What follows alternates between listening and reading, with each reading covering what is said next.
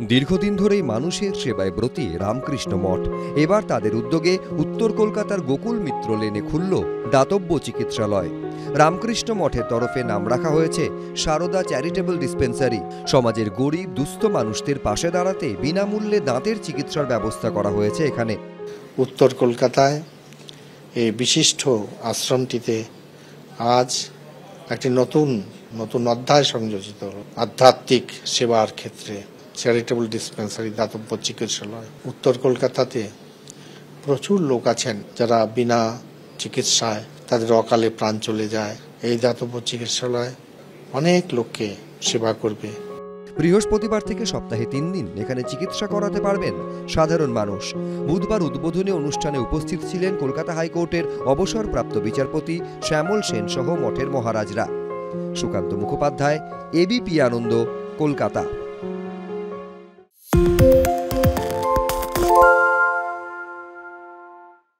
আরে চাটা দে। ভাই আমার একটা চা দেন। কি হলো আমারটা?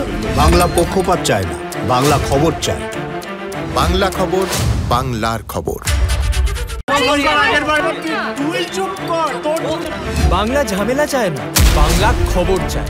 বাংলা খবর, বাংলার খবর।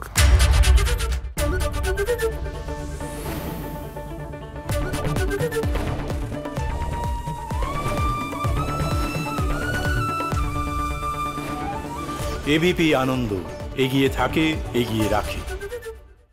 সত্য অন্তহীন, সত্যের খোঁজও তাই, সত্য সন্ধানে তাই আমরা অক্লান্ত, অকুতভয়। এবিপি আনন্দ নতুন ভাবনার প্রতীক, যা মনে মুক্ত, তথ্যে যুক্ত এবং যাবতীয় সীমানার বাঁধন থেকে মুক্ত। সীমা না শব্দটির মধ্যে লুকিয়ে আছে মানা শব্দটি, যেন চোখ রাঙানি এক অদৃশ্য বেড়াজাল, যা আটকে রাখে আমাদের এক ছোট্ট গণ্ডির মধ্যে। একমাত্র সঠিক খবরই গড়ে তুলবে এক মুক্ত সমাজ। সেই জগৎ গড়ার লক্ষ্যে কোনো সীমানার ঠুকুটি আমরা মানব না।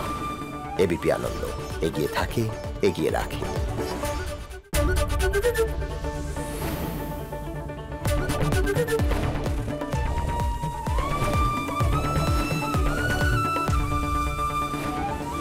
এবিপি আনন্দ, এগিয়ে থাকে, এগিয়ে রাখে।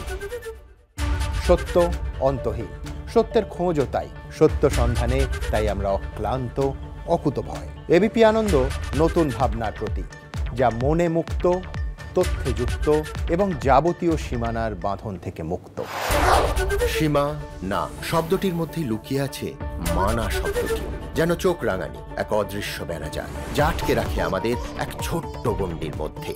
একমাত্র সঠিক খবরই গড়ে তুলবে এক মুক্ত সমাজ।